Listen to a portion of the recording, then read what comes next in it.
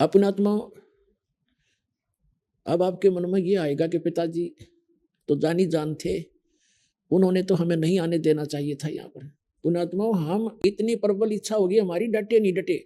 एक समय ये दास जूनियर इंजीनियर की नौकरी कर रहा था और वहाँ एक हमारा भी कंस्ट्रक्शन काम था और साथ में एक नहर वालों का भी कंस्ट्रक्शन कार्य था। तो वहाँ एक लड़की मजदूरी कर रही थी। दोपहर के समय वृक्ष के नीचे मजदूर भी बैठे थे, हम भी वहाँ बैठे थे, हम भी अपना खाना ले गए थे, वो खा रहे थे, वो बच्चे भी, वो मजदूर भी खाना खुना खा रहे थे। और एक लड़की रो रही थी बुरी तरह। उसके दो बच्चे थे, एक तो वहाँ नीचे सो रहा था मिट्टी में और एक को उसने वृक्ष के टांग रखा था, कपड़े में बांध कर, जैसे पालना सा बना देती है। उससे पूछा कि बहन क्यों रो रही है तू, क्या बात है, ना खाना खाया आपने? उसने बताया कि मैं एक बहुत बड़े धनी बाप की बेटी थी और मैंने अपने कर्म आप फोड़ लिए, जिसके आज मैं विवाह किया है, मैंने अपनी मर्जी से विवाह किया है और ये हमारे वहाँ नौकर था और मैं इसके जाल में फंस गई। मेरे माता पिता ने मुझे खूब समझाया, बेटा बहुत दुख पावेगी और हम ब्याह ही तो करना है, हम कर देंगे, तेरा अच्छी तरह करेंगे, अपनी देख रेख में रखेंगे। लेकिन मैं कतई नहीं मानी, मैं इतना आसक्त होगी इस दुष्ट व्यक्ति पे। अब तो रो रही थी वो अपने कर्मा ने और मैं रात को भाग गई थोड़ा बहुत जेवर गहना लेकर घर से और इतनी दूर आ गए कि हमारे माता पिता को हमने बताया भी नहीं, पता भी नहीं चलने दिया।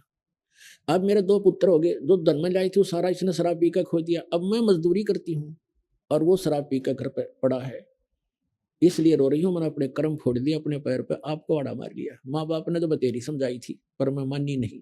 तब परमात्मा की ये कथा दास को याद आई कि हमने भी ऐसे अपने पैर पे कुआड़ा मार रखा है, हम डटे नहीं डटे और ऐसे ही फिर बाद में कष्ट उठाने ही पड़ते हैं।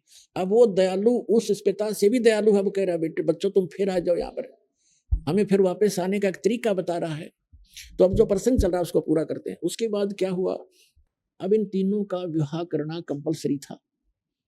दुर्गा ने अपने वचन से तीन पुत्री उत्पन्न की, आकाशवाणी की, फिर उस काल ने उसने प्रतिज्ञा कर रखी है कि मैं कभी किसी के समक्ष नहीं आऊंगा। पर पुण्यात्मा, आप ये ना समझना कि दास ने ये सदग्रंथ पढ़ के थोड़ी बहुत अटकलबाजी ला रखी है। 600 वर्ष पहले परमात्मा ने ये वाणी लिखी हुई है, तो दास आपके रूबरू करेगा। और आज हमारे सदग्रंथों में प्रमाण है, जिसको आज तक हमारे धर्म गुरु नहीं बता सके।